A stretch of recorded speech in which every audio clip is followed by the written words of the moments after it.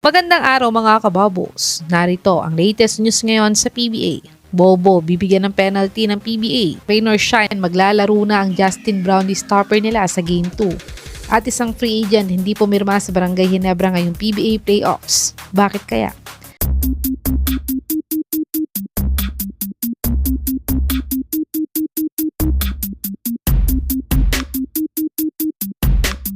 Nanalo nga ang TNT sa Game 1 ng semis nila kontra Miracle Bolt sa score na 94-89.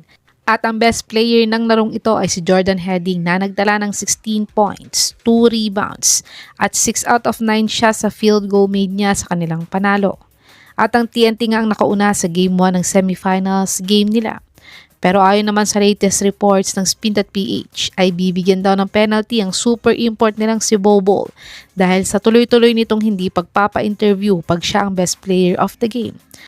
Sa tingin mga kababos, tama ba na bigyan ng penalty si Bobo sa hindi niya pagpapa-interview? I-comment nyo na po yan sa baba. Dumako naman tayo sa balitang maglalaro na daw ang Justin Brownlee stopper ng Rain or Shine sa Game 2. Na-upset nga ng Rain or Shine ng second-seeded na Barangay Ginebra sa Game 1 semis nila sa score na 115-111. At ang best player ng larong ito ay si Jonard Clarito na nagtala ng 25 points, 6 rebounds at 2 assists sa kanilang panalo. At ang highlights nga ng larong ito ay na-injury nga ulit ang big man nilang si Luis Villegas. Pero ayon naman sa source na to ay hindi knee injury o ACL ang injury niya, kundi hamstring injury lamang.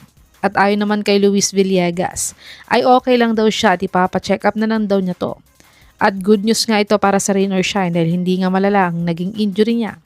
Pero ayon naman sa balitang ito ay makakapaglaro na nga daw ang Justin Brownlee stopper nilang si Kaylan Chong-Son sa Game 2. Pero masaya naman si Coach Yang sa pagdepensa ng mga players niya kontra kay Justin Brownlee.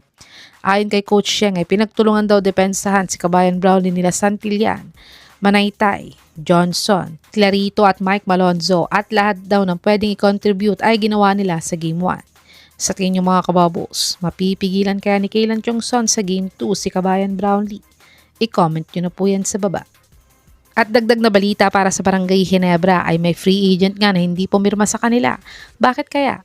Sa pagkatalo nga ng Gene Kings ay nakuha nga nila ang una nilang talo ngayong semi-series nila. At nasabi nga ni Coach Team na naglaro nga daw sila sa laro ng Rain or Shine pero wala daw silang disiplina. At kung ganun daw sila ng ganun ay kalimutan na daw nila ang PBA Finals. At ayon naman sa source na to ay hindi nga daw pinapirma ng kontrata itong si Mike Miranda para sa PBA Playoffs. Dahil nakabalik nga si Japet Aguilar bago ang PBA Playoffs kaya hindi na tinuloy ng Ginebra ang pag-sign sa kanya.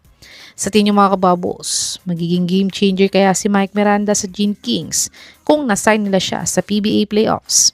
I-comment nyo na po yan sa baba.